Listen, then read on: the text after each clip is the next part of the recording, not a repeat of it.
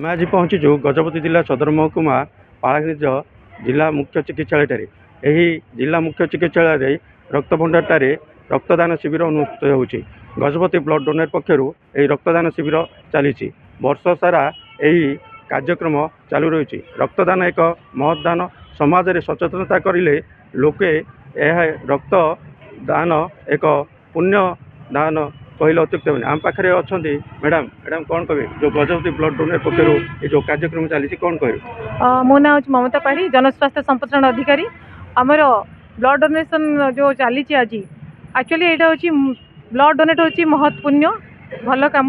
ଆଉ ଏଇଟା ହେଉଛି ଆମର ଗଜପତି ବ୍ଲଡ଼ ଡୋନର ଗ୍ରୁପ୍ ଏବଂ ସ୍ୱାସ୍ଥ୍ୟ ବିଭାଗ ମିଶିକି କରୁଛନ୍ତି। ଆଉ ଗୋଟେ ଆଜି ଖୁସିର କଥା ଯେ ଆଜି ହେଉଛି world sickle cell awareness day, ଯେଉଁଟାକି ଆଜି ଚାଲିଛି ରାଜ୍ୟରେ ଆୱାରନେସ୍। ଆଉ ଏଥିପାଇଁ ସିକଲ୍ ସେଲ୍ ଆଉ ଥାଲାସେମିଆ କେସ୍ ପାଇଁ ବହୁତ ବ୍ଲଡ଼ ଆବଶ୍ୟକ ପଡ଼େ। ଆକ୍ଚୁଆଲି এই ପଦକ୍ଷେପଟା ବହୁତ ଭଲ, ସମସ୍ତଙ୍କ ପାଇଁ ଖୁସିର ଖବର ଯେ ବ୍ଲଡ଼ ଡୋନେଟ୍ କରୁଛନ୍ତି। ଆପଣମାନେ ବି ଡୋନେଟ୍ କରନ୍ତୁ ଆଉ କିଛି ଲୋକଙ୍କୁ ବଞ୍ଚାନ୍ତୁ। ଧନ୍ୟବାଦ। ଯାହା କହୁଥିଲେ ମ୍ୟାଡ଼ାମ୍, ରକ୍ତଦାନ ଏକ ମହତ୍ ଦାନ ଏବଂ ସମାଜରେ ସଚେତନତା ହେଲେ ଲୋକ ରକ୍ତଦାନ କରିବେ ଏବଂ ନିଜର ଜୀବନ ବି ବଞ୍ଚିବା ସହ ଅନ୍ୟକୁ ମଧ୍ୟ ଜୀବନ ବଞ୍ଚାଇବେ। ଆମ ପାଖରେ ଜଣେ ଅଛନ୍ତି ବ୍ଲଡ଼ ଡୋନେଟ୍ର ଉପସଭାପତି, କ'ଣ କହିବେ? ଯେଉଁ ରକ୍ତଦାନ ଏକ ମହତ୍ ଦାନ, ଯେଉଁ ଗଜପତି ବ୍ଲଡ଼ ଡୋନେଟ୍ ପକ୍ଷରୁ ଯେଉଁ କାର୍ଯ୍ୟକ୍ରମ ବର୍ଷ ସାରା ଜାରି ରହିଛି, ଏହା ଉପରେ କ'ଣ କହିବେ? ମୋ ନାଁ ହେଉଛି ଋଷି, ବ୍ଲଡ଼ ଉପସଭାପତି। ଆମେ ବ୍ଲଡ଼ ଡୋନେଟ୍ କ୍ୟାମ୍ପ ପାଖେ 4 ବର୍ଷ ହେଲା ଏଇଟା କରିଛୁ।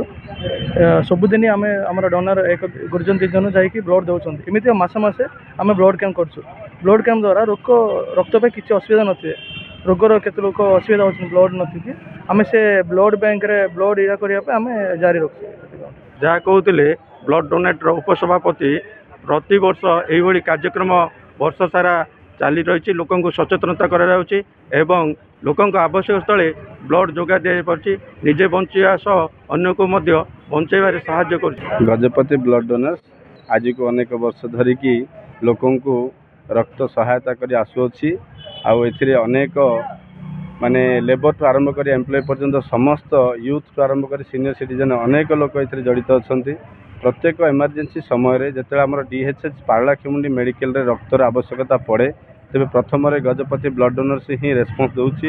ୟା ଭିତରେ ଆଜିକୁ ଅନେକ ବର୍ଷ ଧରି ଅନେକ ଲୋକଙ୍କୁ ରକ୍ତ ସାହାଯ୍ୟ କରି ଲୋକଙ୍କର ଜୀବନ ବଞ୍ଚାଇବାରେ ସଫଳ ହେଇଛି, ଜାରି ରହିଛି। ଭବିଷ୍ୟତରେ ଲୋକଙ୍କର ରକ୍ତହୀନତା ନ ହେଇ ସମସ୍ତେ ଯେମିତି ରକ୍ତର ଅଭାବ ନ ହେଇ ସୁସ୍ଥ ରହିବେ ଆଉ ସବଳ ରହିବେ।